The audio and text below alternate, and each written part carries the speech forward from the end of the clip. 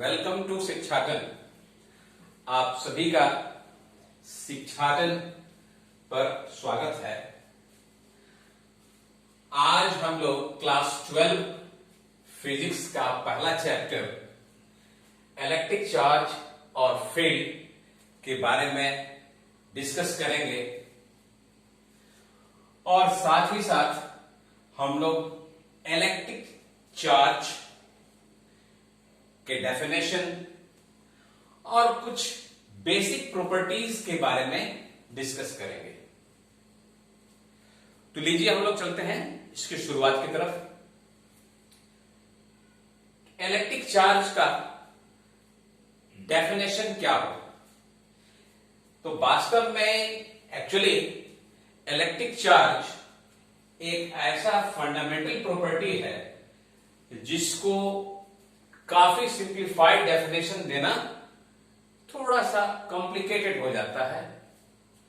अगर उसी चीज को हम लोग कॉज एंड इफेक्ट के रूप में अगर हम लोग कोशिश करें तो हम लोग बड़ी आसानी से इसको समझ सकते हैं। तो आइए,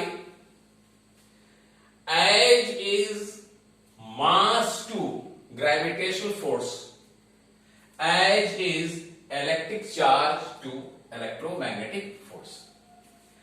अब ये एक ऐसा परिभाषा है जिसको हम लोग बड़ी आसानी से कॉज एंड इफेक्ट के रूप में समझ सकते हैं। कैसे? कि मास एक ऐसा फिजिकल कॉज है जिसके कारण आपको ग्रेविटेशनल फोर्स इफेक्ट में आता है। उसी तरह से इलेक्ट्रिक चार्ज एक ऐसा फिजिकल कॉज है जिसके कारण इलेक्ट्रोमैग्नेटिक फोर्स इफेक्ट में आता है।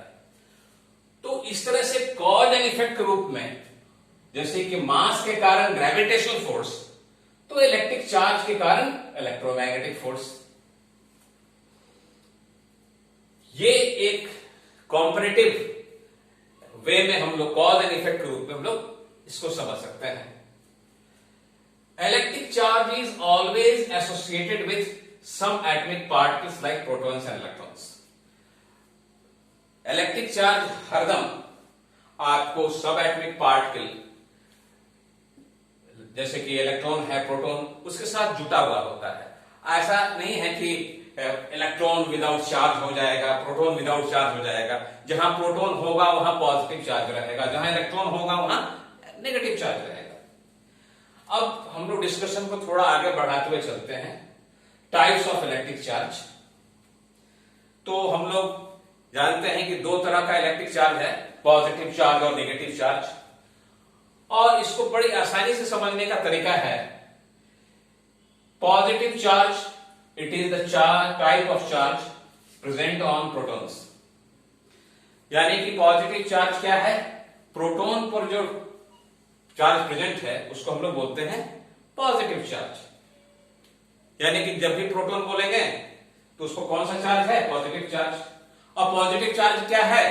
कि वो चार्ज है जो प्रोटॉन में प्रेजेंट है।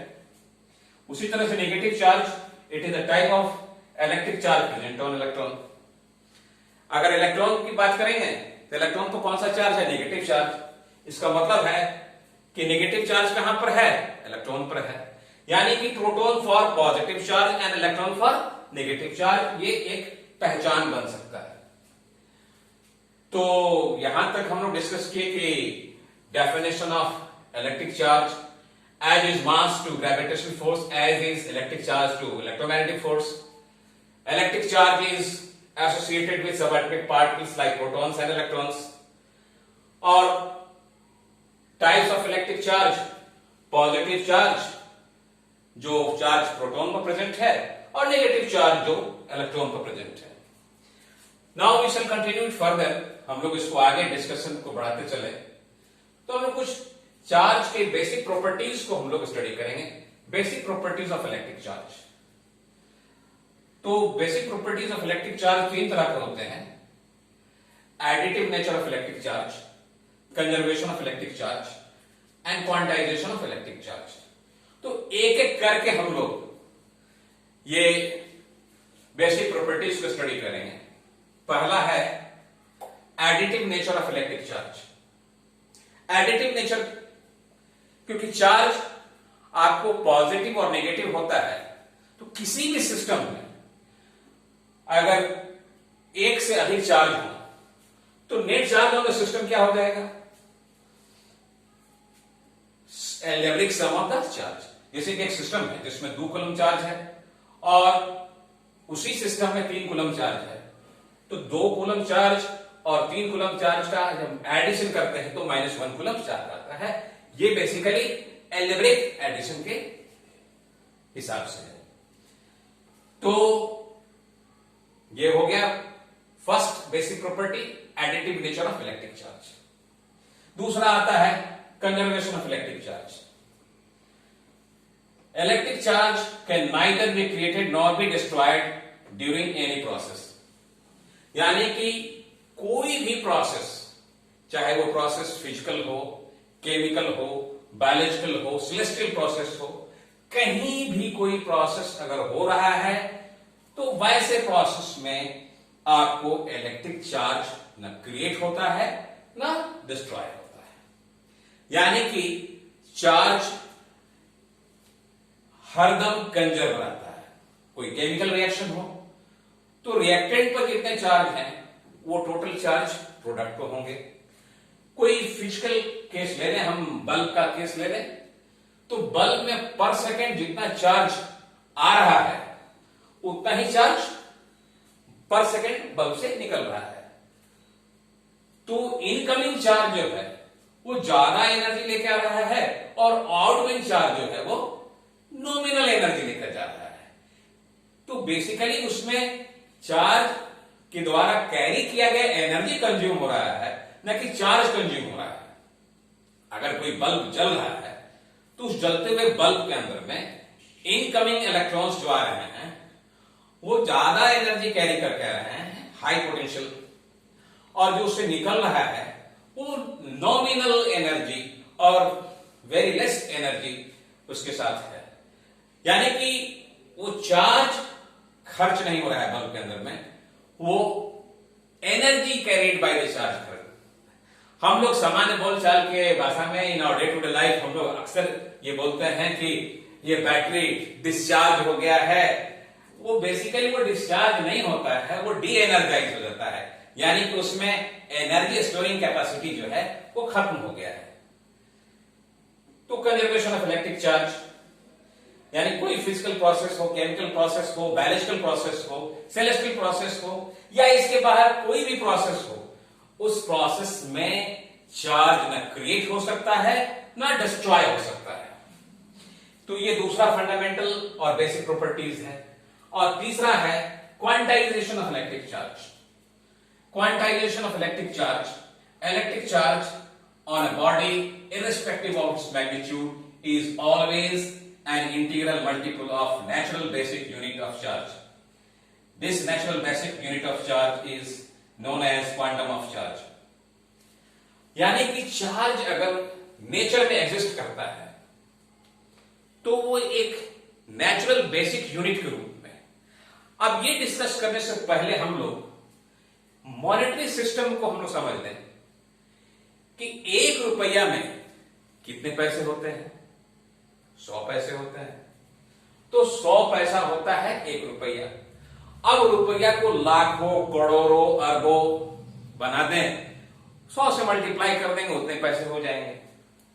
अगर डॉलर की बात करें तो $1 में 100 सेंट होते हैं।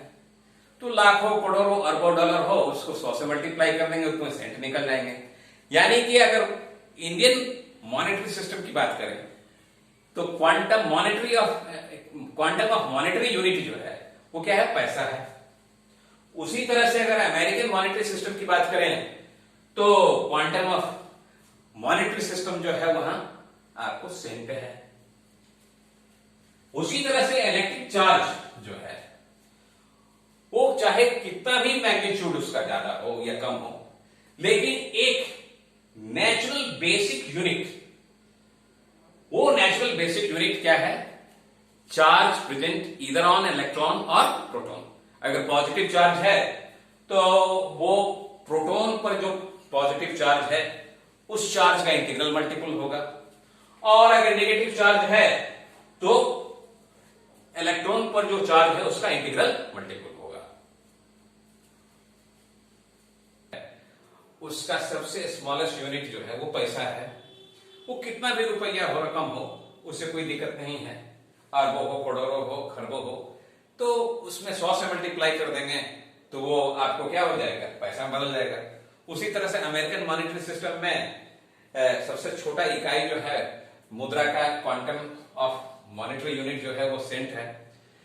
लाखों डॉलर, करोड़ों डॉलर, अरबों डॉलर हो और उसको अगर कन्वर्ट करना हो वहां के मॉनेटरी क्वांटम में तो हम लोग उसको 100 से मल्टीप्लाई कर देंगे, वो सेंट निकल आएगा। चार्ज के रेस्पेक्ट में चार्ज कितना हो, बड़ा हो, छोटा हो, वो चार्ज जो है वो चार्ज का नेचुरल बेसिक यूनिट जो है वो चार्ज जो इलेक्ट्रॉन पर प्रेजेंट है उसका इंटीग्रल मल्टीपल हो सकता है, या प्रोटॉन पर प्रेजेंट है उसका इंटीग्रल मल्टीपल हो सकता है। अगर वो नेगेटिव चार्ज है तो इलेक्ट्रॉन पर जो चार्ज प्रेजेंट है उसका इंटीग्रल मल्टीपल होगा। पॉजिटिव चार्ज है तो जो प्रोटॉन पर चार्ज प्रेजेंट होगा उसका इंटीग्रल मल्टीपल होगा। अब ये सारे कंसेप्ट को हम लोग मैथमेटिकली कैसे डिनोट कर सकते हैं? अगर Q जो है वो कोई चार्ज है, एनी चार्ज, तो उसको हम लोग क्वांटाइजेशन के टर्म में लिख सकते हैं plus minus NE, where N is 1, 2, 3, 4 and so on, and E is the charge present on an electron or proton, यानी कि क्वांटम ऑफ चार्ज जो है वो E है। ऐसा यूनिट ऑफ इलेक्ट्रिक चार्ज जो है वो कूलम है। इसको डिनोट क्या करते हैं, C से। और E जो है quantum of charge, that is charge present either on electron और प्रोटॉन, उसका मैग्नीट्यूड कितना है, तो E is equal to 1.6 into 10⁻⁻19 coulomb. तो हमारे सारे प्रैक्टिकल केसेस के लिए जो भी हम लोग इलेक्ट्रिसिटी या रिलेटेड प्रॉब्लम्स लेंगे वो वैसे केसेस के लिए हम लोग का क्वांटम ऑफ चार्ज हो जाएगा charge present on electron, that is 1.6 into 10⁻19 coulomb, या charge present on proton 1.6 into 10⁻19 coulomb. तो ये हो गया क्वांटाइजेशन ऑफ चार्ज के बारे में। Number of electrons present on 1 coulomb of negative charge. तो हम लोग एक इलेक्ट्रॉन पर जानते हैं कि 1.6 इंटू 10⁻19 कूलम चार्ज प्रेजेंट होता है। तो सिंपल यूनिटरी मेथड से इसको देख सकते हैं। 1.6 into 10⁻⁻19 coulomb charge is present on 1 electron, then on 1 coulomb charge is present on how many electrons? So 1 upon 1.6 into 10⁻19 coulomb, 19 electrons. And if we solve this, we get 6.25 into 10⁻18 electrons. Collect 6.25 into 10⁻18 electrons. Now we shall continue our discussion about interaction of electric charge. The interaction between electric charge, यानी कि electric charge के बीच में किस तरह से interaction होता है उसको हम लोग डिस्कस करेंगे। अगर दो चार्ज बॉडी कुछ दूरी से सेपरेटेड है और दोनों पर सिमिलर चार्ज है, फॉर एग्जाम्पल ये पॉजिटिव चार्ज है, ये भी पॉजिटिव चार्ज है, तो उस केस में अगर दोनों पर पॉजिटिव चार्ज है तो क्या होगा, दोनों चार्ज एक दूसरे को इक्वल एंड अपोजिट फोर्स से रिपेल करेंगे। अगर दो बॉडी नेगेटिव चार्ज है तो दोनों body equal and opposite force से रिपेल करेंगे। और अगर दो बॉडीज हैं जिस पर डिसिमिलर चार्ज है, एक पर पॉजिटिव चार्ज है, एक पर नेगेटिव चार्ज है, वैसे केस में दोनों बॉडी पर फोर्स ऑफ अट्रैक्शन होगा, magnitude of attractive force equal and opposite होगा, लेकिन दोनों में अट्रैक्टिव फोर्स होगा। तो आज के डिस्कशन में इतना ही काफी है।